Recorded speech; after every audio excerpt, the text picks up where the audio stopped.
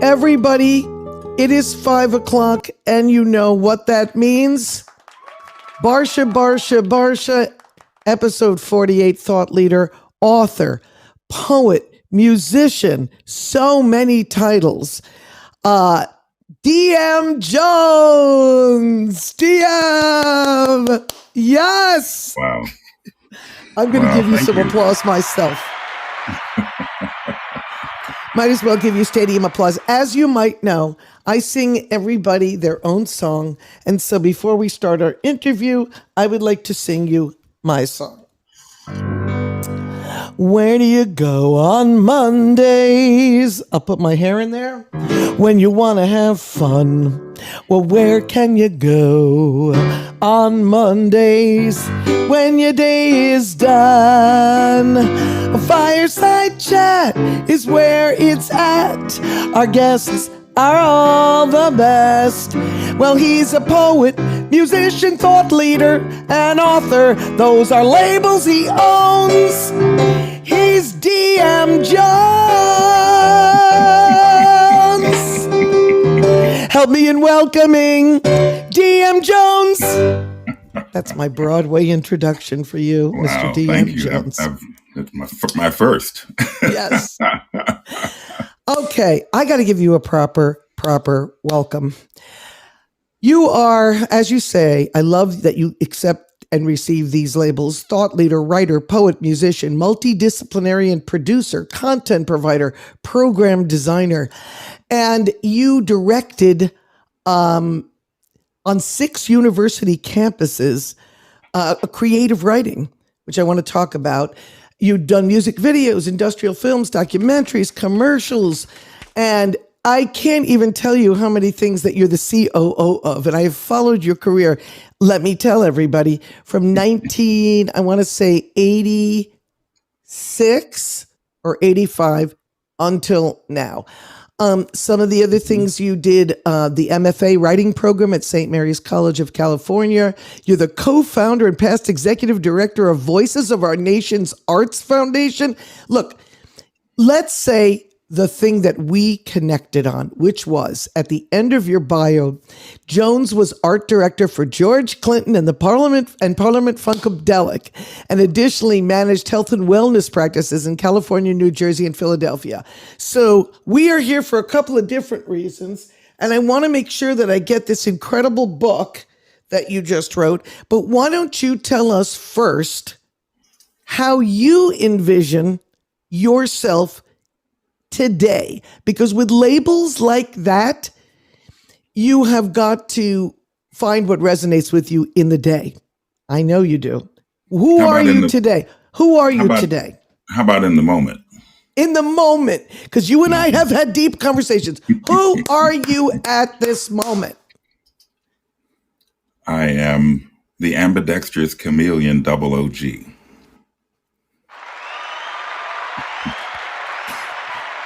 Okay, and why do you say that? Listen, we're going to go deep here. Diem and I never have superficial conversations. Go ahead.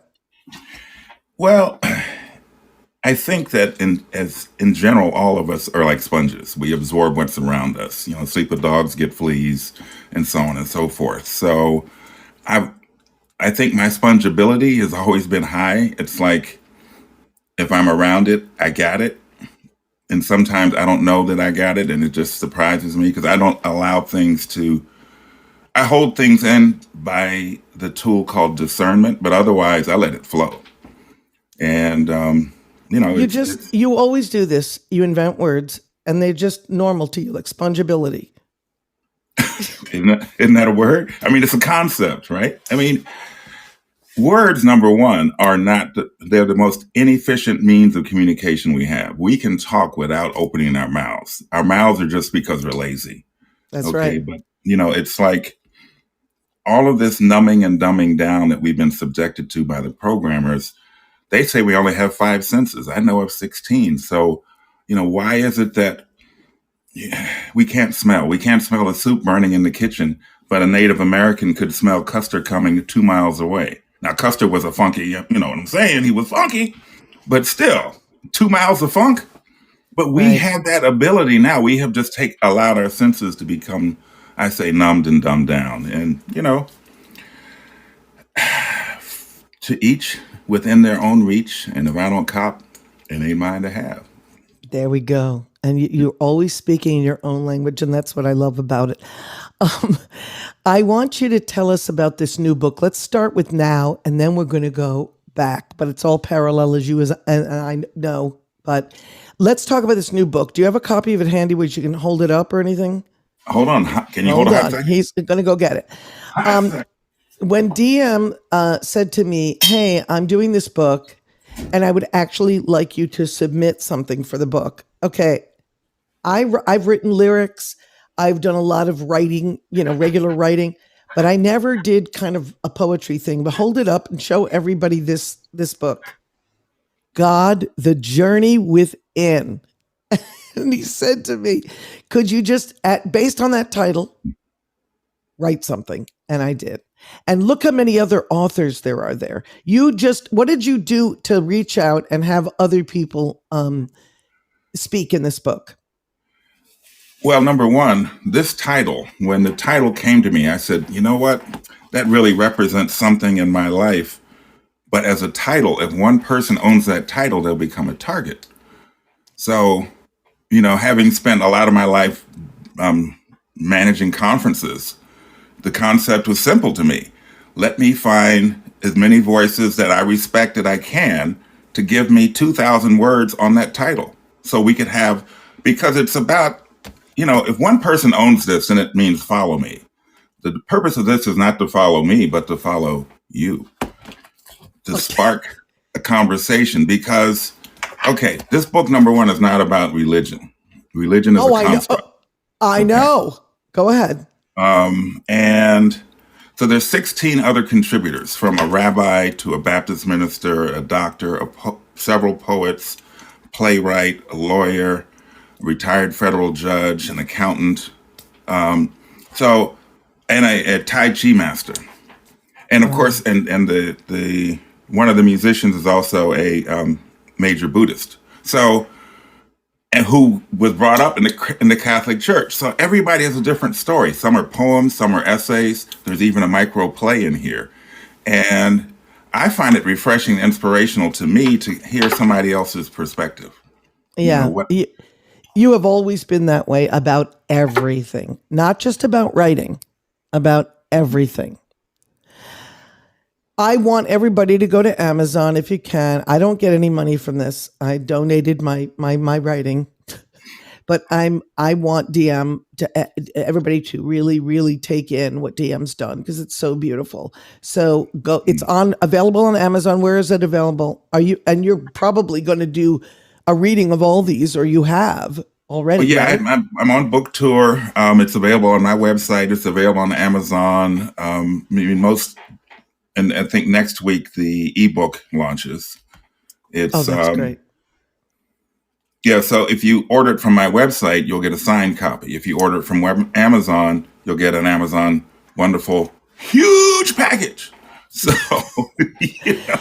Okay, now I'm going to try to explain what you do, and then I'm actually going to show like a video of what you do, because you work in all the mediums. There isn't a medium you haven't worked in, okay? Let's face it. You record, you write, you use your own voice in a beautiful way to actually, I wouldn't even call them raps. I wouldn't call them narrations. What do you call spoken word? Well, what is So I've had 3 solo CDs, and the first one, because, being a creative, you're always trying to create something. Let me name this. I don't like spoken word. I'm going to call it spoken song. Well, guess what? Fizzle down, because in these times, you can't invent certain words or you'll never be found. Oh, how true. Or I'm sorry, never is too long. It'll take longer to find you or to be found out when you get overly creative. So you've got to kind of like find some points of commonality, or like the carrot, and you just keep sprinkling a little more out so that we can all meet together and discover each other and discover ourselves. Okay, this is fantastic. What's so great is we've known each other since 1985, and we've never actually done this together, which is me interviewing you because I find your life incredibly incredible. So you started out, I believe you said your father was in the military. Wait, didn't you move around a lot? Yeah, I was an army brat, born in France, grade school in Germany, seventh grade Fargo, North Dakota. Woo woo. Eighth and ninth grade were Eastern Washington State, then high school was Seattle. So, the military life is every 3 years, and I went to live with him when I was 9. And Wow. you know, he was a command sergeant major, and he was one of the first 5 African American command sergeant majors in the integrated armies. A sergeant major is a big deal, and a command sergeant major is a bigger deal. So, and I went to live with him. He wanted a brother more than a son. I was 9. So he took me everywhere. 9 years old, I'm learning how to fire a 50 caliber machine gun. I mean, who does this? Oh my God. But he also tricked me. This is What do you mean? He said, son, I'll give you anything that you want.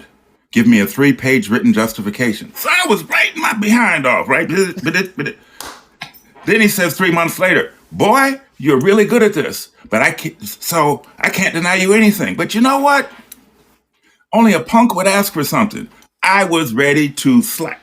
My fist balled up, held below the table because I'm respectful. Because it was from that era that, Yeah. get hit upside the head. And as our parents used to say, I don't know about your parents, but they said, I'll knock the black off you, boy. My parents didn't say that, but they said similar things. But okay, so here you are. So anyway, so that inspired me to work. And Right.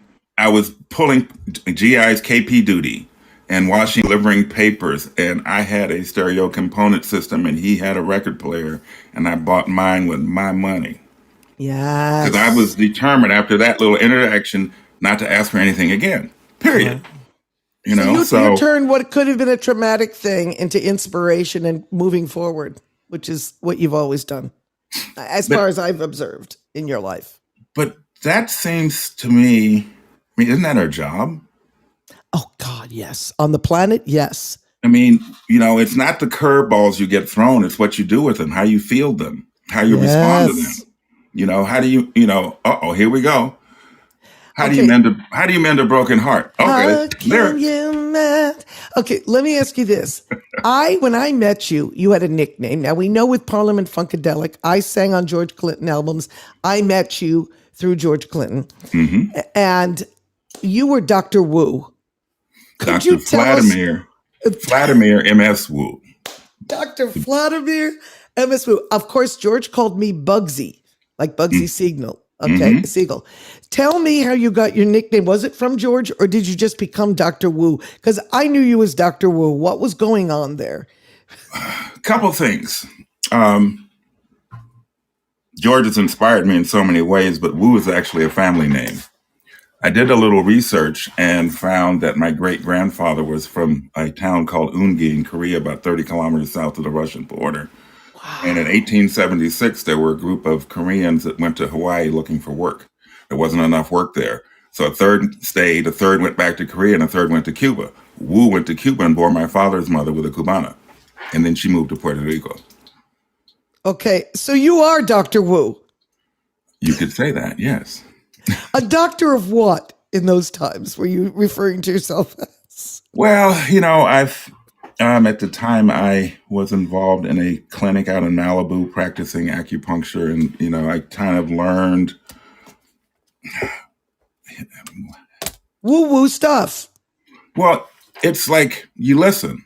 My mentor was an acupuncturist from Sierra Leone. And he came to this country looking for, let me share what I know and why do people have to have money to heal themselves? And then his partners took all the equipment and ran away. So here I come in, I was importing coffee and he was ready to get out of medicine. I wanted to go more into healing. So we did this and made a go of it. And well, you were doing that, but you were also living in an abandoned bread factory in Culver City. Am I right? The Helms Bakery. Come on now. You can tell you're Yeah, not from LA. All right. I'm not okay. either. The Helms Bakery, and Yes. you would wind through this. I don't know what was going on with the Helms Bakery at the time in 1986, but to find your living space was like a loft in the middle of a bakery. Okay. What was that? Can you just explain that to me? Because I never Sure. asked you.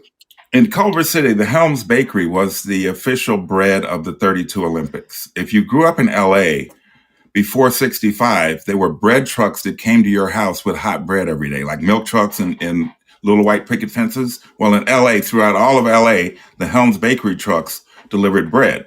So when they closed it in 67, it became a state landmark and the owners sat on it. It's in Culver City. So I was part of a group of hippies that got contracted to convert all of the driveways on Washington Boulevard into artist studios. Okay, So, that is so cool. I never knew that. so these big trucks would pull in there. So, like each driveway turned into 3 or 4 studios. One of the studios, the photographer had Mack Truck as a client, and trucks roll right on in. Yeah. So it was fun. We did a lot of things. I was also a licensee of the '84 Olympic Games, and we housed that business there. We made the official Olympic lap blankets. You remember Sandy Olympic Eagle? Never mind. A tail ain't nothing but a booty, and a booty ain't nothing but a butt. We all have one, and we all sit down. And all I ask is, please, when you sit, don't pass gas, because my nose is sensitive. I'm sorry. That was a dad joke. No, it's fine. Let me just show them what you do a little bit. Let me show them something we collaborated on. Oh, fun. So, for me, there was a song called Get Love Bug that you wrote. And you said to me, what do you think about this? Which I love. And you send it to me and I put some background vocals on. And then you did this whole thing with other people recording and you put a video to it. And so then we had this phrase that was hug a mug of joy. And you got all these people with coffee cups that said hug a mug of joy. Anyway, I can't explain it to anyone but by showing them a little of this video, okay? So here we go. I'm going to show you Diem Jones's Love Bug, and you will hear me singing in the background. Here we go. Down with the love bug. Love is a hug. Get bit by the love bug. Look around. Up, down, now on to the left, right. On to the left, right. There's a mug in the mirror. It's you. It's you, baby. Look inside. Feel that mug. Squeeze that mug. Hugging will stop you from bugging out. Hug a mug and show. I can't get the hug. Here he comes. And there's George Clinton. H.M. Joy. God. Get bit by the love bug.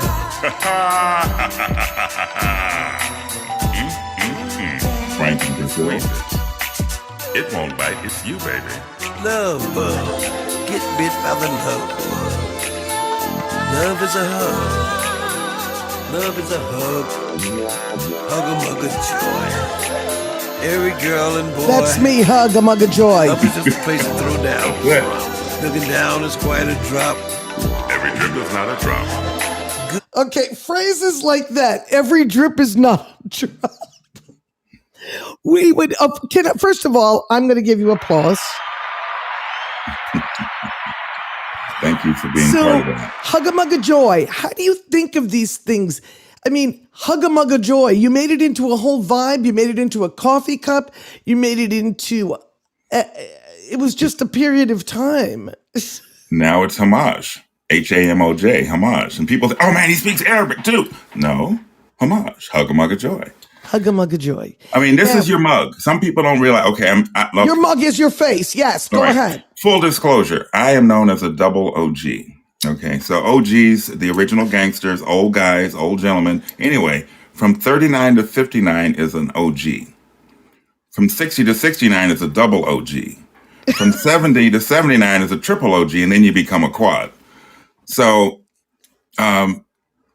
one of the things in how I was raised was to believe that anything is possible, and I wasn't allowed to use the word can't. So why not listen to what you have to say and then analyze it later instead of analyze it and never say it? Good point. And it took me a minute to take that in because I had to not analyze what I was saying. Or as George would say, free your mind and you know what's going to follow. Your ass will follow, yes. George Clinton has said many things that we have both marveled at. Go ahead, Diem. Yeah, I mean, a lot of times, one of the things that George said to me was, no matter what your lyric, you've got to make them dance. So if they don't dance, the best story in the world will never be heard. So make them dance. That's I want to show another video. I got to show clips of all these videos. You sent me so many incredible videos, but I want your definition. You sent me a video which was called Afrofuturism. Now, some of us, I can kind of glean what that is, but let me hear your definition before I show the video. I know should I show the video first? Should I show the video? bit? Let's talk about it. Let me show the video, Afrofuturism by Diem Jones. And let's see if we can talk about this afterwards. All right, here we go. I'm just going to play a little of it.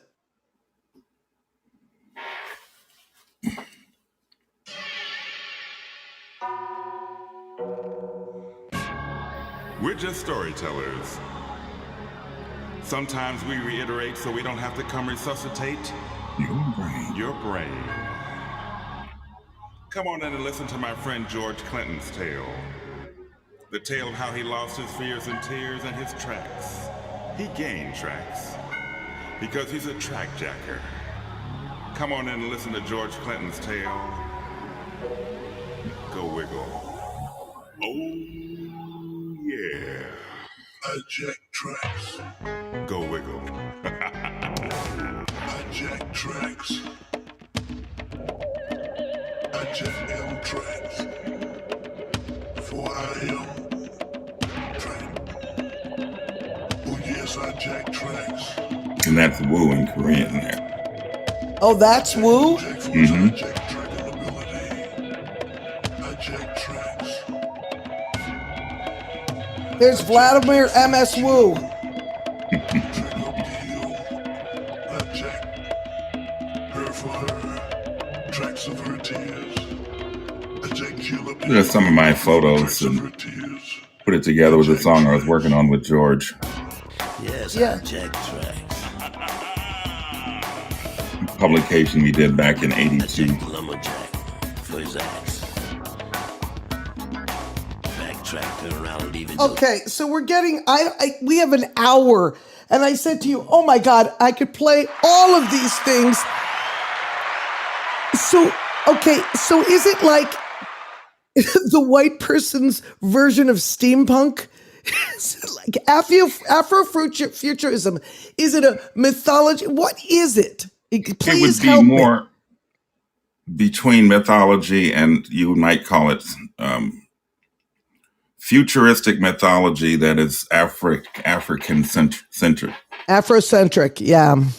Yeah. Futuristic mythology. And isn't that what George Clinton does? Like Motor Booty Affair, like hold these people on a boat, like. Well, yes.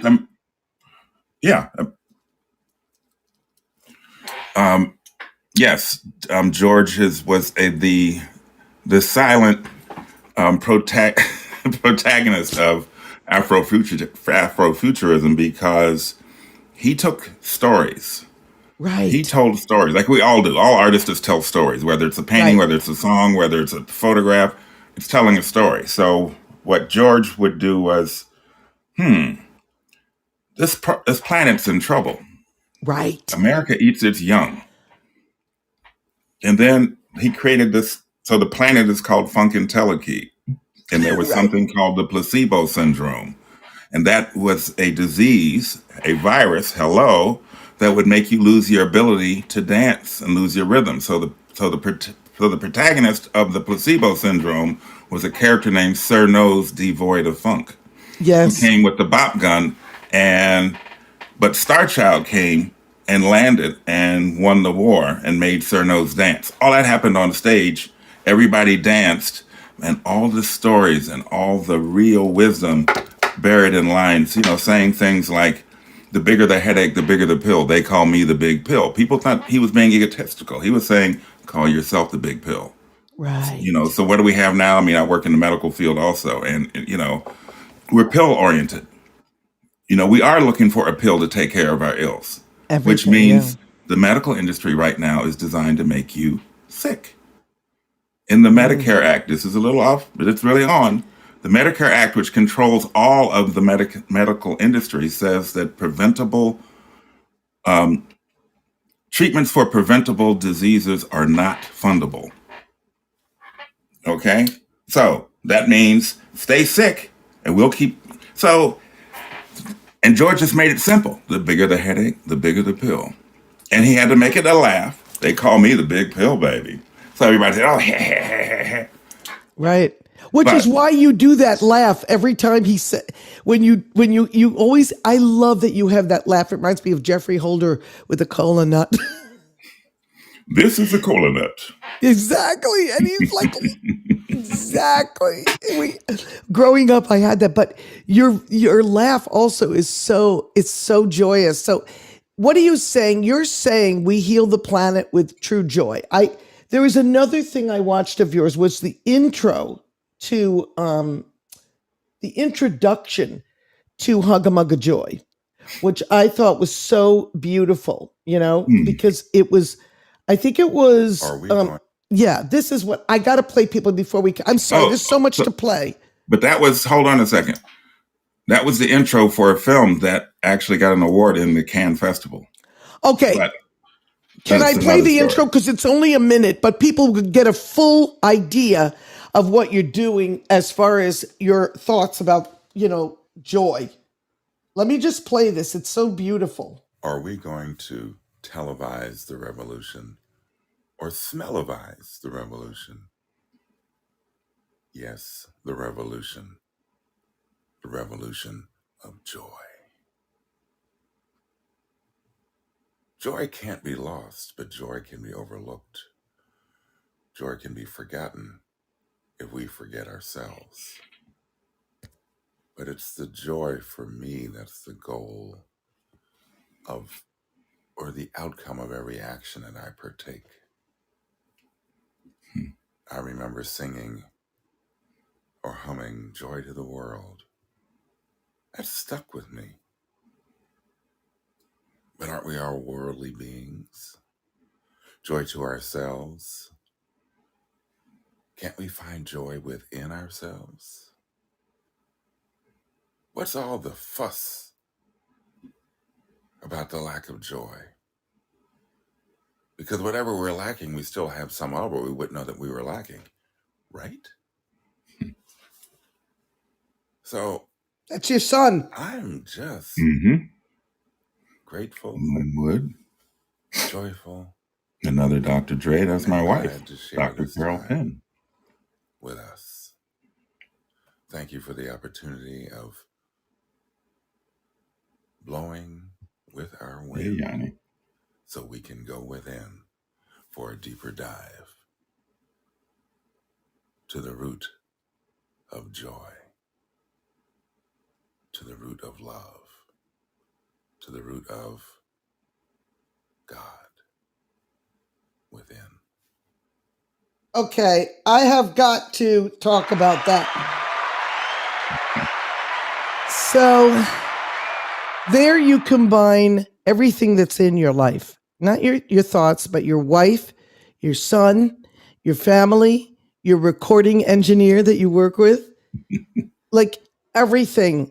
So, when I listen to you sing about, talk about, write poems about, coach, it's always joy-based. Am I wrong about this? I wrote a keynote for one of my clients who was speaking at the American Heart Association, and he was a cardiologist, and the opening sentence was, the most inexpensive, effective medication a doctor can prescribe is laughter. Yeah. And why should we not be joyful? Why should we?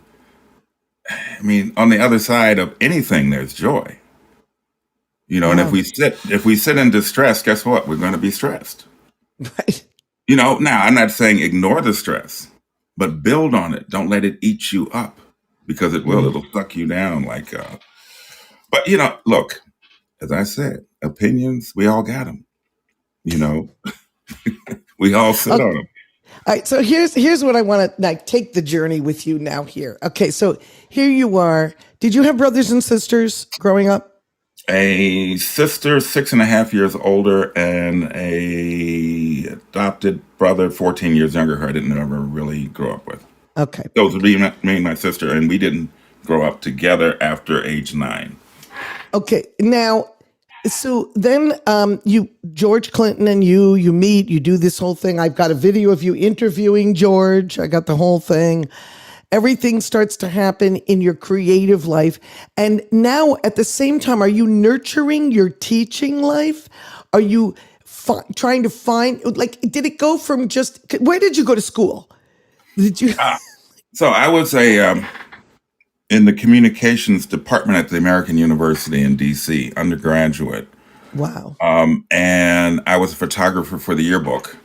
And the editor's boyfriend worked for Samosky's, which was the independent record distributor that distributed Casablanca. Wow. So November 15th, he said, "Can you come shoot this new singer in this nightclub?" Okay, sure, whatever. Donna Summer. Before Love to Love You, Baby. And then 2 weeks later, December 4th, he says, there's this group, and they need a group shot, but they can't come to your studio. They can, because the leader's leaving town the next day. Can you come shoot backstage? They're called the Parliaments.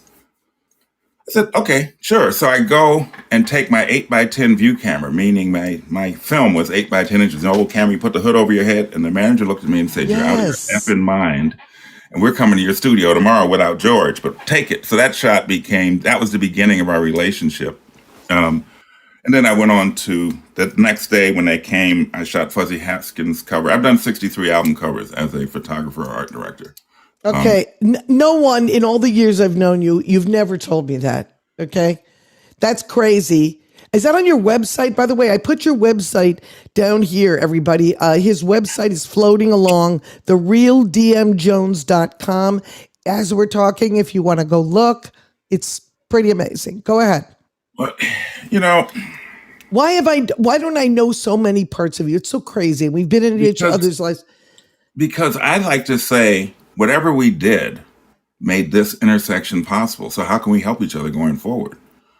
I mean, I could pat your back till your back fell off for all the things that you've done, but is that what we want to do? Yeah. Acknowledge it. Acknowledge that we're supposed to meet. That in itself is a blessing. That's true. And from there, I mean, the sky's the limit. We keep limiting ourselves because the difference between a child and an adult is one word, 2 letters, N-O. Once you hear the word no, you start suppressing yourself. You start holding it in. You start not feeling good about you, not feeling that you deserved anything. And all of a sudden, you're all grown up. Really?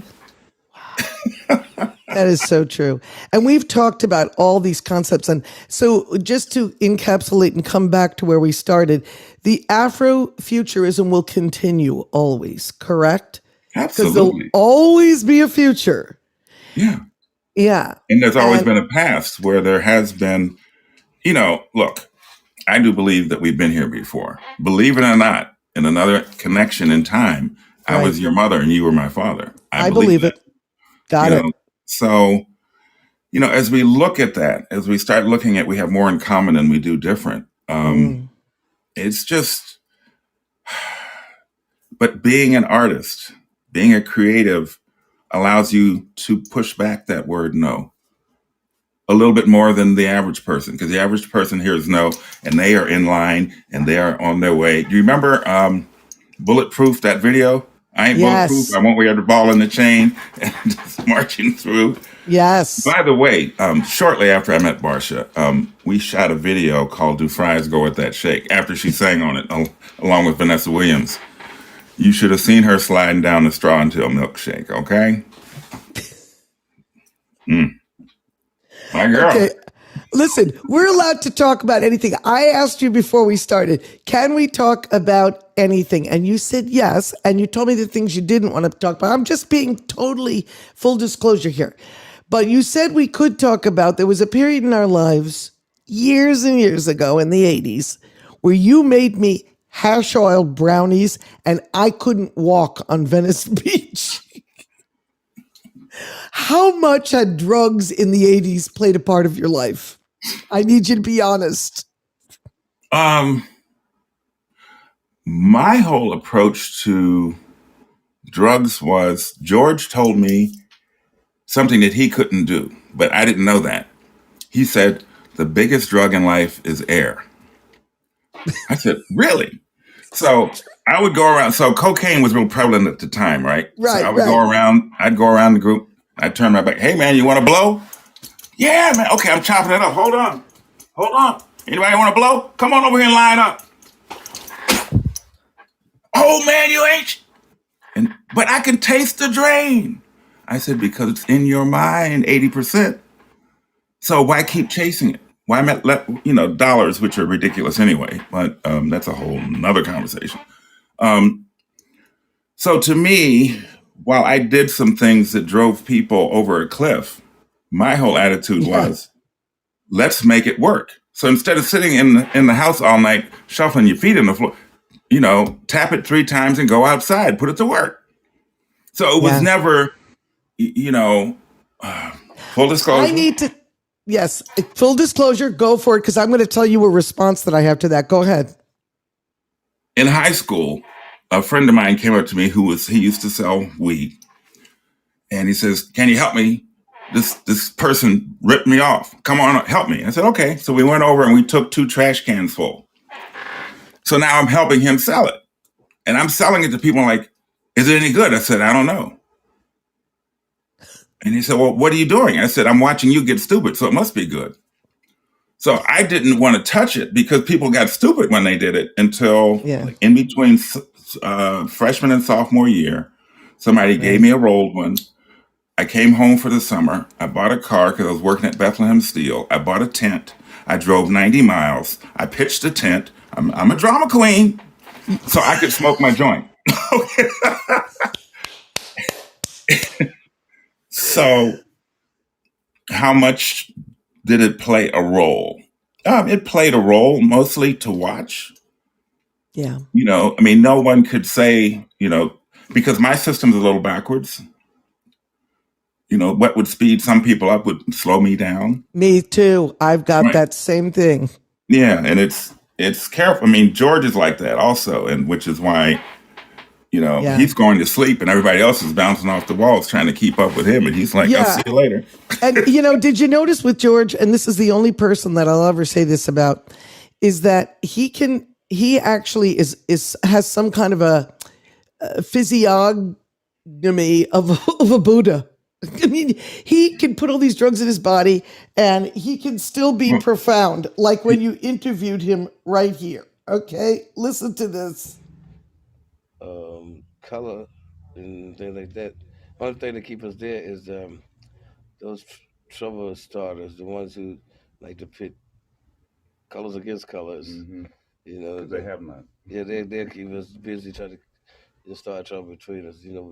All colors don't even have nothing to do with that. It just always be a third, somebody somewhere using color as an entity. They use a gender as an issue to keep you busy fighting each other. Colors is one of them. No, I never think about. Color is always being used against people to pit them one against each other, just like gender. He said that to you years ago, and look at us. And then he goes on to talk about in your interview, like extraterrestrials and beings we don't even know that are colors we can't even think of. Yeah. When so a couple of things happened. I first went into the studio and Bernie was at the keyboard and George said, Bernie, play me green. And I'm like, yeah. He said, close your eyes. Close my eyes and I could see green. He said, Bernie, make it red. And I said, oh my God. So then several months later, I'm in the studio again and there's this Asian guy over in the corner with sunglasses on. It was being cool. Yeah. I'm Chong. We start talking. He was my best friend from 3rd and 4th grade in Germany. We hadn't seen each other till in the studio with the electric spankings of War Babies. He's Korean, a Korean adoptee. And at that point, I said the magic is what George's magic, one of his many magics, was bringing together some of the most brilliant minds on the planet. Now, people thought he was irresponsible for making everybody, no. And I said to people, look, if we can't figure out what to do together, we need our behinds kicked, Right. And, but anyway, so David and I, just David Spradley, we definitely Yeah. were rabble rousers back in Germany in third and fourth grade. It was but that kind of magic goes on. And All the time. if you just step back, if you get out of your own way, we're transparent beings. We can fly. Anything, we're at the top of the animal chain. So any other animal on the planet has characteristics that we have within us. We just suppress it. We can see better than dogs, smell better than cats, and we can fly when we want to. But That's true. I was going through all your stuff. I was going through all of it. And there were some short pieces of yours. I said not spoken word, but spoken song or whatever. One of them that really hit me, and I don't know if you want to explain it first or have me show it, was the one called Prison. Do you want me to show it? Or do you want to talk? Yeah, sure. I really like that one. You want to set it up for me and then we'll play it? Yeah, I was in Houston. I was actually running the grants program for the arts in Houston for a couple of years. And by the way, the general genre of what I do in the literary world is called poetry. Yeah. Just a list. And one of the videographers who was a grantee, we hit it off and he said, hey, I would like you to hear 4 topics. And can you write something and we'll go record them at different settings around Houston? So Prison was one of those. And, really grateful for that opportunity. Let me play Prison. I really love this. Let's see.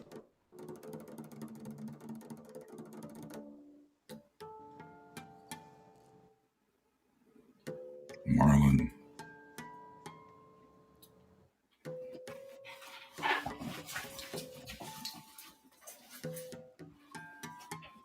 A prison is a container where a collective of unwilling beings are forced to work on self-improvement. Some fail and others are successful. But I have found the individual prisons in which we're held captive are the repositories of past lives for karmic retribution as well as rewards. It is this prison that we must master first before we step into the lanes of life.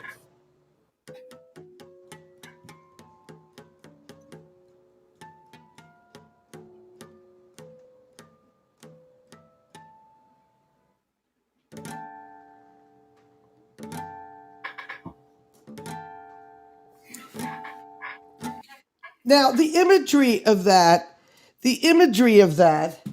first of all, let me give you applause. Step into the lanes of life. What are you saying? Life has many dimensions, many lanes. Whether you're going forward, backward, or sideways, step into them. Don't retreat from them. And you're saying prison in a way that's not literal. Yeah, I'm not talking about the bars. No, I know that. And the biggest prison in the world, you know what that is? It's ourselves, maybe. Tell me where else you hear the word cell other than in your body or jail. Oh my God, Cell you're right. phone. Oh my God, you're so right. They got us. They got us. So now here's these things. You've been releasing these things over and over. You go to talk. You work with kids sometimes, right? Mm-hmm. I mean, do you teach classes? Like, what would a course, if I took a course from Diem Jones, what would I learn? What would you seek? What? I mean, when I work with people, I would like, number one, everybody's got potential. And if you bank on potential, you will become So, because what I think of your potential is just my ego making a projection. It's like, wow. Deborah could, who gave me the right to say what I think you could be? So, I taught photography at American University. I've taught filmmaking there. I've taught creative writing. It's all about using your voice. That's why the writing program that I co-founded was in 1999, the Voices of Our Nation's Arts Foundation, or VONA. It was an creative writing workshop exclusively for writers of color, and the only one in the world. And one of my co-founders had three other co-founders.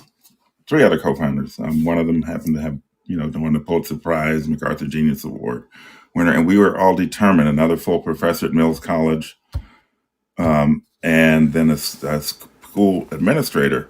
We just said, writers of color are being marginalized. Where can they go grow and not say, "Oh, Deborah, that's such a nice Jewish story." People would say that, because the dominant culture does not have a lot of respect, doesn't have a lot of manners, and would rather speak instead of listen. "Oh, that's not how Spanish people speak." Excuse me? That's what my TED did to me. So, but we did this, and now there's it still exists. Now it's anchored at the University of Miami. It started at St. Mary's College of California, where I was, the University of San Francisco, University of California, Berkeley, University of Miami, University of Pennsylvania, and what a joy to bring together artists from these disparate backgrounds, people of color who've been told to fight, all of a sudden see this bridge. And it was like the United Nations, in my mind, should be. That's so good. Got to give you another applause.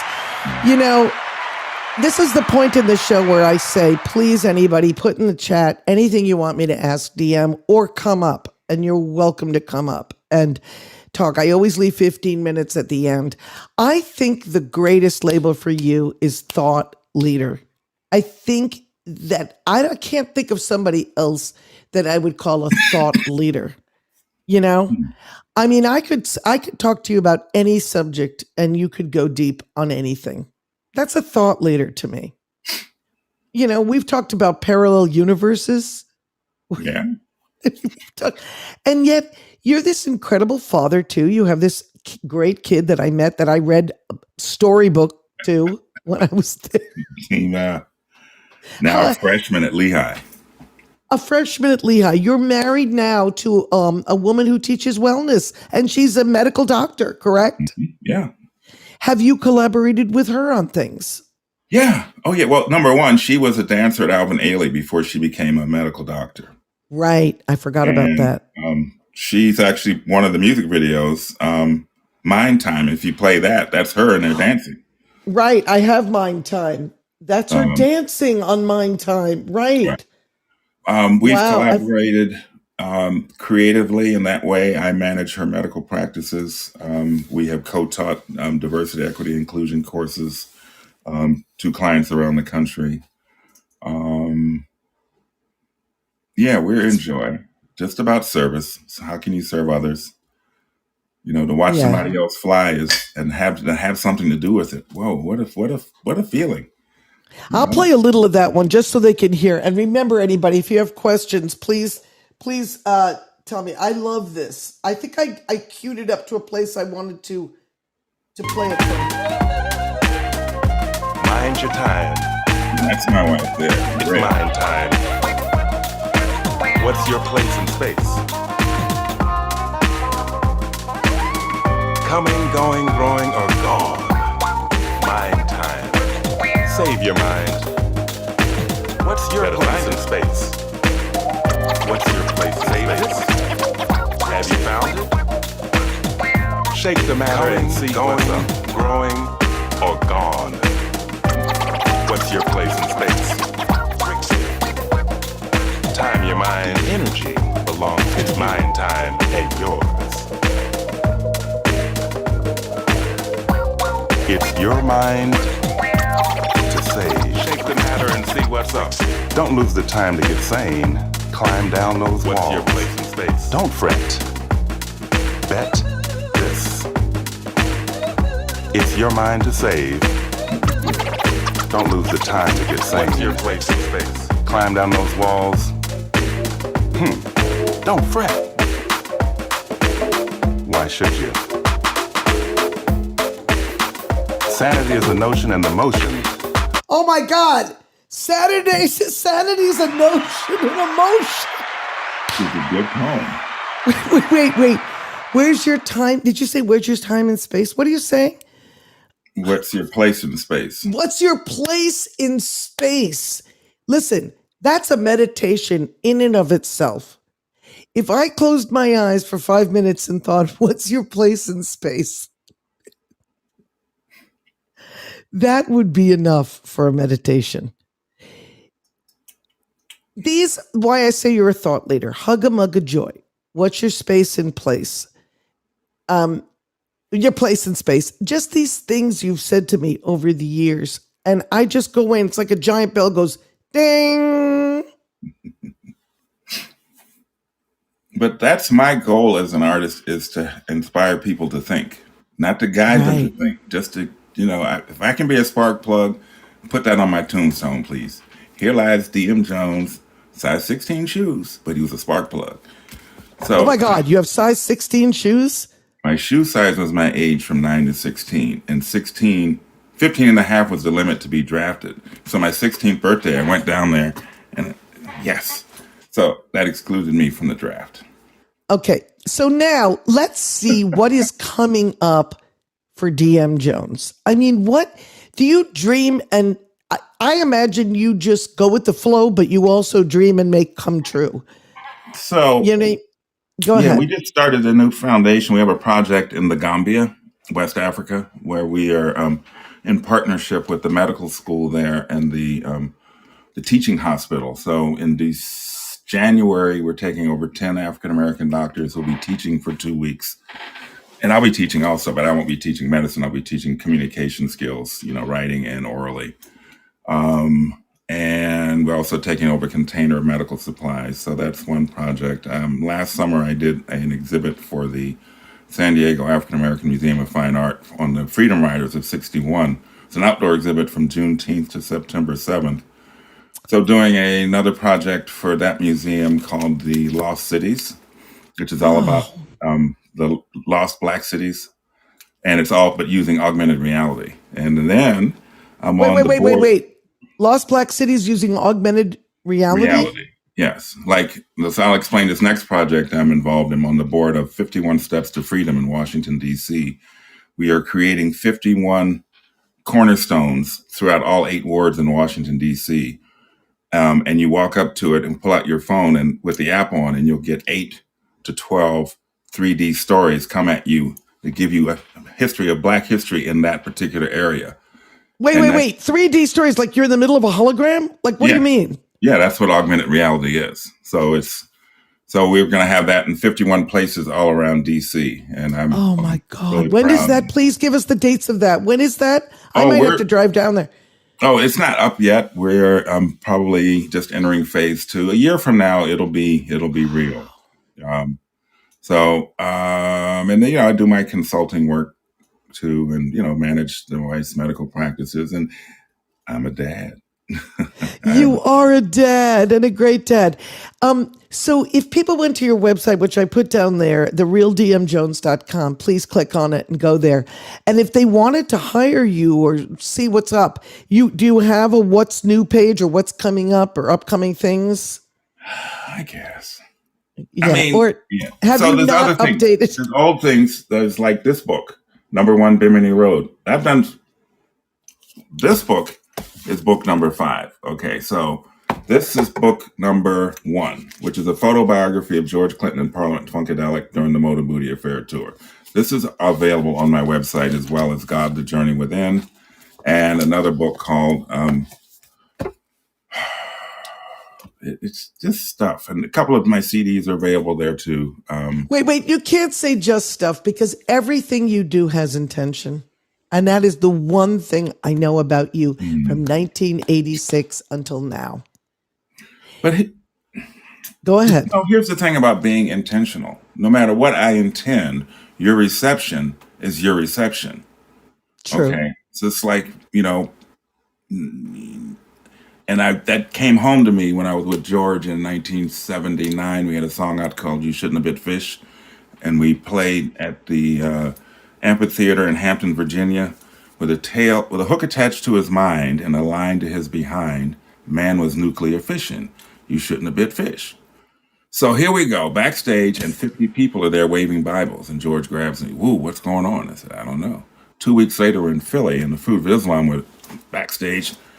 He said, I'm not taking another step. Woo, tell me. And I said, I got it. With a hook attached to his mind and a line to his behind, man was nuclear fission. Yeah. I said, so what you're really saying, if you don't want fishy breath, don't eat the fish. Yeah. So another way to interpret that is, if you don't want to get holy, don't read the good book. I said that shit. But that's what I mean about interpretation and intention. You can intend all you want, and then you've got to let it go and watch Yeah. how people interpret it, ignore it, or whatever they're going to do with it. It's a lesson then to the creator to watch their creations being observed, consumed, or interacted with. So, Okay. That is so true. And on that note, I just want to ask you, about subatomic God, which is the last thing I didn't ask you about of what's coming up. Can you just talk about that in the last couple of minutes for sure. us? And there is some more music, and there's always stuff. But anyway, Yes, of Subatomic course. God is the musical complement to the Journey Within. It is because God is backwards dog, and Atomic Dog, of course, was George Clinton's biggest single hit. And my friend from 3rd and 4th grade co-wrote it. David wrote Atomic Dog. So Wow. I said, I'm writing about God, the journey within, below the skin, subatomic. So then I took it upon myself.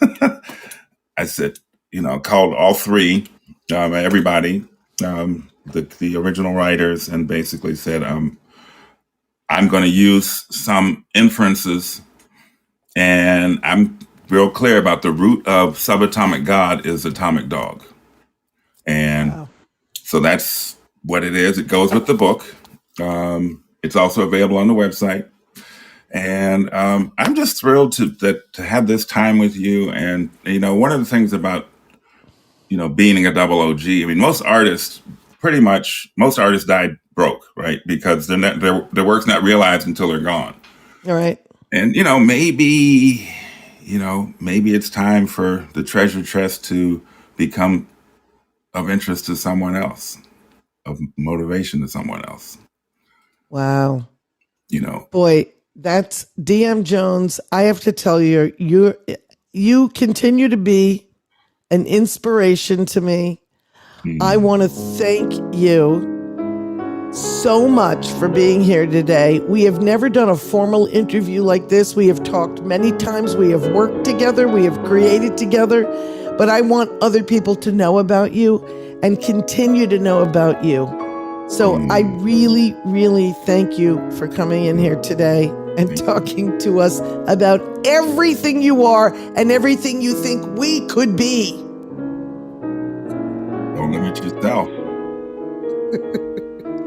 So everybody in the audience and who's watching replays, thank you so much for joining us here today. Thank you. Thank you, Diem. Any final words? Think. It's not illegal yet.